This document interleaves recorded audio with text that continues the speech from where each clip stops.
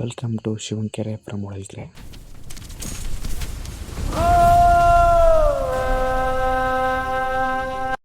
ಇವತ್ತು ನಾವು ಹೋಗ್ತಿರೋದು ಶಿವಂಕೆರೆಯ ಶಿವಪ್ಪನ ದೇವಸ್ಥಾನಕ್ಕೆ.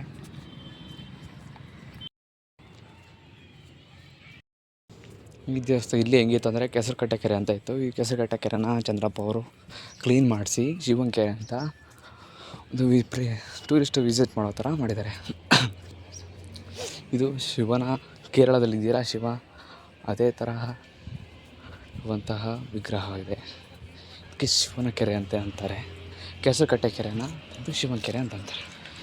ಇದು ಹೊಳಲ್ಕೆರೆಯಿಂದ ವಸ್ತುರ್ಗು ರೋಡದ ಸಿಗುತ್ತೆ. ಮತ್ತು ಯಾಕೆ ಎಲ್ಲರಿಗೂ ಗೊತ್ತಾಗ ಶಿವ ಯಾವತ್ತೇ ಆಗಲಿ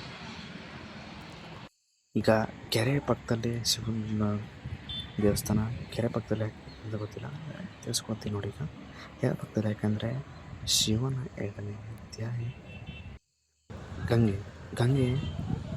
ಗಂಗೆಯ ಹೇಗಾಗಿರ್ತಾಳಲ್ಲ, ಅದಕ್ಕೋಸ್ಕರ ಶಿವನ ಹತ್ರನೇ ಇರಬೇಕು.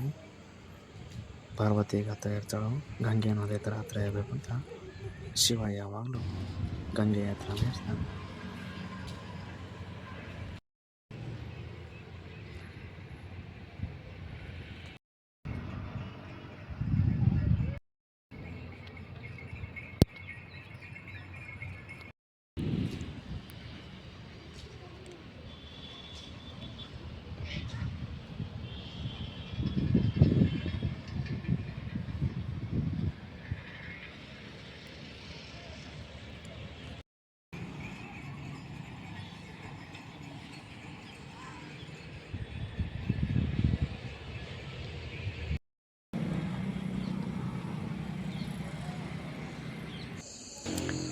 ಇದು ದೇವಸ್ಥಾನದ ಕೆಳಗಡೆ ಇರುವ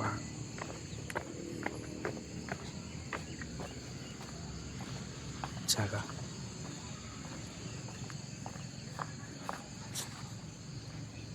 ನೋಡಿ ಸೈಡಲ್ಲಿ ಡಿಪ್ ಯಾವ ಥರ ಮುರಿದಾಕಿದ್ದಾರೆ ಅಂದರೆ ನಮ್ಮ ಜನರ ಗುಡಿಗೆ ಏನು ಇದನ್ನು ಮುರಿದಾಕಿದ್ದಾರೆ. ಎಷ್ಟು ಚೆನ್ನಾಗಿದ್ದಿತ್ತು ನಮ್ಮ ಜನರಿಗೆ ಅನ್ಕೊಳ್ಳಿ, ಏನೇ ಚೆನ್ನಾಗಿದ್ರು ಮುರಿದಾಕೋದೊಂದು ಬಿಡೋಲ್ಲ.